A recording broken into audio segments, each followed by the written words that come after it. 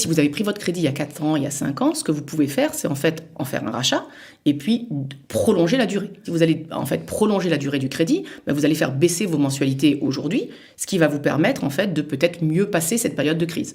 Parce que ce qu'il y a d'essentiel, c'est surtout d'honorer son crédit. Si vous avez 6 mois d'impayés, la banque peut prendre possession de votre maison. Donc il ne faut surtout pas arriver à cet extrême-là. Et nous avons le plaisir d'accueillir tout de suite Judith Kahn, docteur en économie, courtier en crédit immobilier, et avec elle, on va faire le point sur les taux directeurs de la Banque d'Israël, votre pouvoir d'achat et bien sûr l'inflation, des sujets très importants qui vous concernent. Judith Kahn, bonjour. Bonjour Cathy. Alors, les gens sont un petit peu en panique, on ne parle que de la hausse des prix, sans parler de la hausse des crédits immobiliers. Pourquoi est-on rentré dans une période de hausse à tous les niveaux?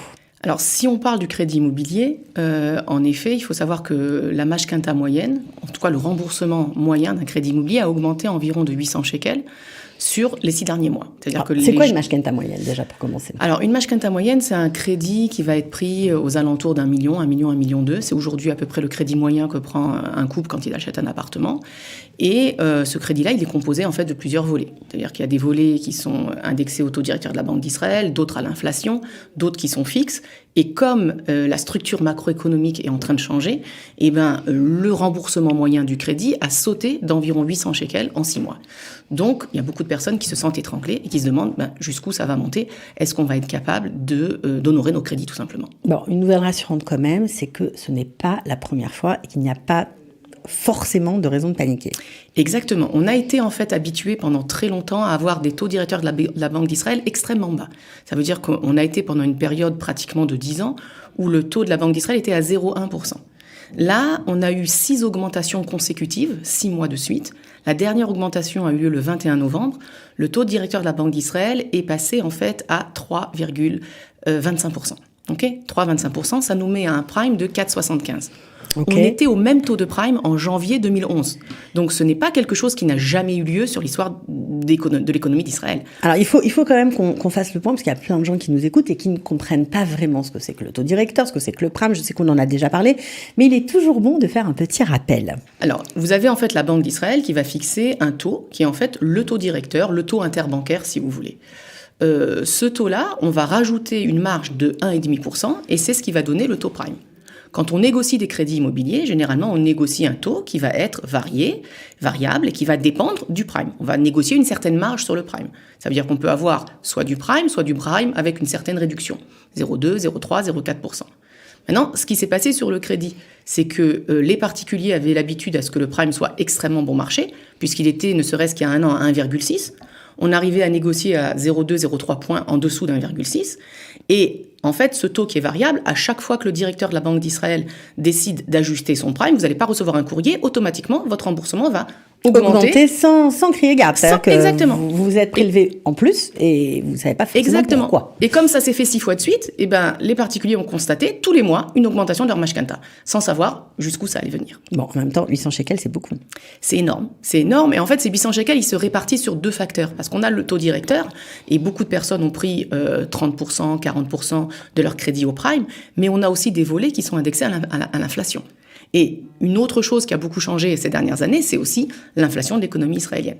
Et là, si vous voulez, l'augmentation du crédit, elle est dépendante de ces 2 facteurs-là. Ok, donc du coup, double raison d'avoir une augmentation de la mashkenta. Alors justement, l'inflation, on en est où au niveau de l'augmentation du taux d'inflation en Israël? Alors, l'inflation, si vous voulez, si on prend les 5 dernières années, l'inflation moyenne de l'État d'Israël était aux alentours de 1,6%. Okay, on avait une inflation qui était relativement stable. L'objectif de la Banque d'Israël, c'est que l'inflation soit toujours entre 1 et 3%. Là, sur la dernière année, on est arrivé à 4,6%. Donc, on a largement dépassé la marge supérieure, si vous voulez, des 3%. Et c'est à cause de l'inflation que la Banque d'Israël augmente son taux directeur. Ça veut dire que c'est une réaction à l'inflation. Parce que quand les prix augmentent, on a forcément une baisse du pouvoir d'achat. Mais à cause de l'augmentation des prix, il faut, pour que les prix baissent, faire baisser la demande. Et donc, si les crédits sont plus chers, les gens vont moins acheter. Donc en fait, ce que fait le directeur de la Banque d'Israël, il attend que le Bureau central des statistiques publie son indice d'inflation le 15 du mois pour le premier lundi qui suit prendre sa décision, est-ce qu'on augmente les taux d'intérêt ou pas? Alors là, d'après vous, alors je sais que vous n'êtes pas voyante, mais on s'oriente vers quoi? La Banque d'Israël va continuer d'ajuster à la hausse ces taux directeurs? Les estimations disent que oui, c'est-à-dire qu'on a eu une très très grosse augmentation sur les 6 derniers mois. On pense qu'il va encore avoir une augmentation de 0,25 à 0,5% dans les 6 mois qui vont venir. Ça veut dire jusqu'à la mi-2023, on pense qu'il va y avoir encore une petite augmentation. Mais ce que fait en fait le gouverneur, c'est qu'il vérifie. Est-ce que l'augmentation des taux, finalement, permet à l'inflation de se restabiliser? Ou en tout cas, arrête l'augmentation des prix. Jusqu'à présent, ça n'a pas été le cas. Jusqu'à présent, ça n'a pas été encore assez efficace. C'est pour ça qu'on a une augmentation. Mais si on regarde ce qui s'est passé, en novembre, le taux d'intérêt a augmenté de 0,5%. Mais si on prend le mois d'octobre, il avait augmenté de 0,75%. Donc la Banque d'Israël continue à lever son taux directeur, mais en proportion un petit peu moindre. Parce qu'on sait qu'on ne peut pas augmenter de façon indéfinie. Bon, on peut dire que la mashkenta moyenne va continuer d'augmenter environ, selon les prédictions à ce jour, si elles s'avèrent exactes, on va aller jusqu'à 1000 shekels par mois. Alors, c'est très difficile à dire. À peu près, pour la mashkenta moyenne, oui, on peut dire que ça va prendre encore 200 à 300 shekels, c'est mon estimation. Maintenant, tout dépend des volets que les particuliers ont conclus. Oui, parce que ça veut dire que ceux qui ont pris 2 tiers de prime, puisqu'il y a eu une réforme de la Banque d'Israël qui permettait de prendre 2 tiers de prime, eh ben, ceux-là sont beaucoup plus affectés. Ceux qui ont pris 2 tiers de fixe, ils sentiront moins, si vous voulez, cette augmentation-là. Donc, ça dépend vraiment du niveau de risque que chacun a pris sur la composition de son dossier. La plupart des gens ne se sont pas posés trop de questions, ils ont pris un tiers. C'est comme ça qu'on calcule l'augmentation de la mashkenta moyenne. Bon, alors là, on a parlé de ceux qui avaient déjà contracté un prêt immobilier. Maintenant, il y a tous ceux qui sont candidats à l'achat d'un bien immobilier. Alors là, pour eux, ça se complique aussi.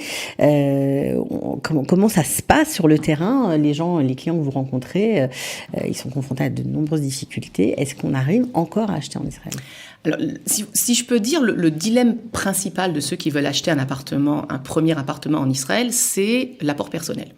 Est-ce qu'on a suffisamment d'apport personnel pour acheter une maison? Quand on achète un appartement, on a besoin d'un minimum de 25% d'apport personnel. Maintenant, ce qui s'est passé, c'est qu'à cause de la hausse des taux d'intérêt, la capacité d'achat des particuliers, elle a en fait énormément baissé. C'est-à-dire que le calcul que j'ai fait sur une simulation, c'est que pour une augmentation d'1% de taux d'intérêt, vous avez en fait une perte de 8% de pouvoir d'achat.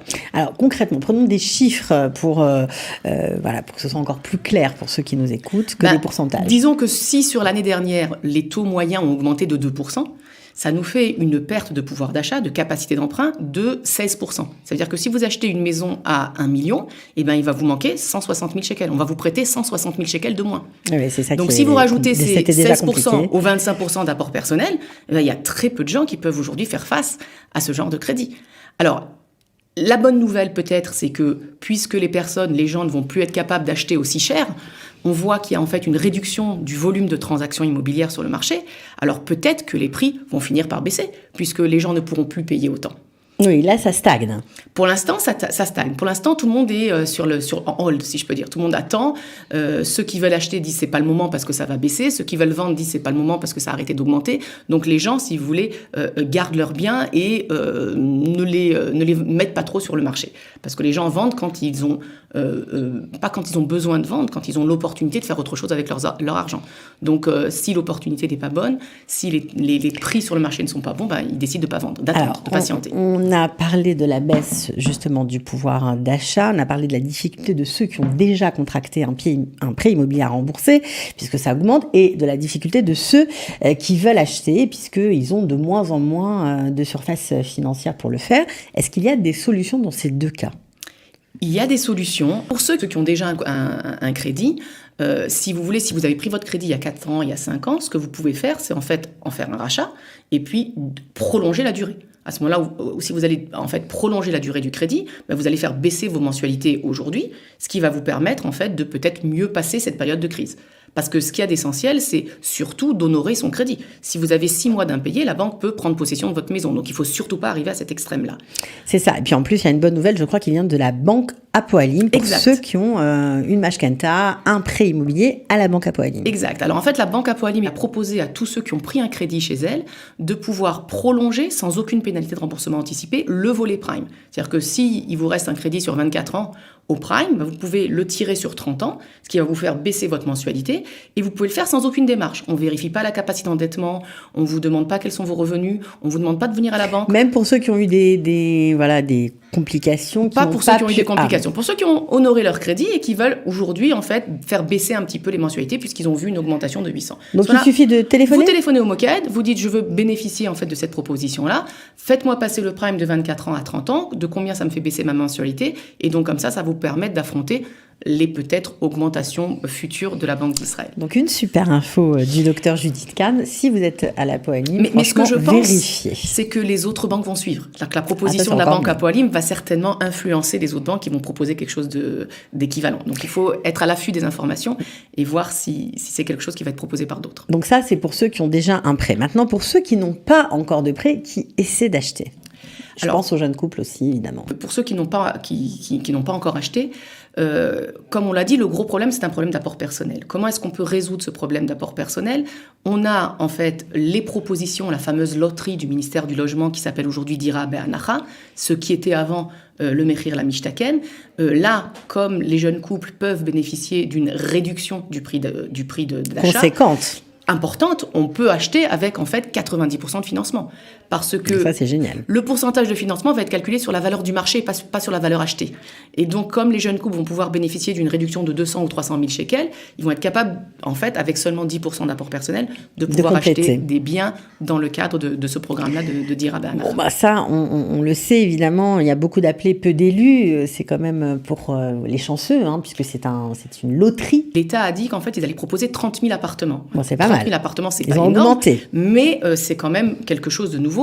En décembre, il y aura une nouvelle loterie avec 9 000 appartements proposés. Donc, pour ceux qui ne sont pas pressés, parce que ces appartements-là ne sont pas encore construits, ils seront livrés dans 3 ans, dans 4 ans, ça vaut le coup de se positionner et d'essayer en fait d'avoir accès à la propriété immobilière par ce biais-là. Ben voilà, bon, on essaiera de refaire une émission concernant ces Dira Be'anacha, ces appartements réduits, à taux réduit, voilà, la loterie. Donc c'est très intéressant, surtout pour les jeunes couples, évidemment, c'est plutôt eux qui sont visés par cette les primo-accédants, en fait, tous ceux qui n'ont jamais eu accès à la propriété. Exactement, et en particulier les jeunes couples. Essentiellement. Alors, à part ça, est-ce qu'il y a une autre possibilité? En fait, vous avez aussi beaucoup d'institutions hors bancaires qui se sont positionnées sur le marché. Et l'intérêt de ces organismes hors bancaires, c'est qu'ils ne dépendent pas du tout de la régulation de la Banque d'Israël. Donc, quand la Banque d'Israël vous dit « vous êtes obligé d'avoir 25% d'apport personnel », c'est vrai si vous prenez un crédit dans une banque. Mais si vous allez voir une compagnie hors bancaire, vous allez avoir des solutions de financement qui vont vous amener jusqu'à 85%. À ce moment-là, avec 15% d'apport personnel, même si vous n'êtes pas dans le programme de Dira Be'anacha, vous allez pouvoir acheter. Mais ça va être une solution qui va être donnée pour des couples qui ont de beaux revenus, parce qu'il va falloir être capable d'avoir une capacité d'endettement, c'est intéressant, mais pas d'apport personnel. Mais c'est pas grave, parce que même ceux qui travaillent, qui ont de beaux revenus, parfois, ils n'y arrivent pas, tout simplement. Quand on n'a pas d'économie ou d'argent de côté, c'est très compliqué d'amener ce fameux apport. Exactement. Alors, c'est pas une solution pour tous, mais pour ceux qui ont des beaux revenus ou pour ceux qui peuvent aussi avoir un garant, un parent, un frère, une sœur qui a des beaux revenus, ça peut être une solution quand on n'a pas assez d'apport personnel pour acheter.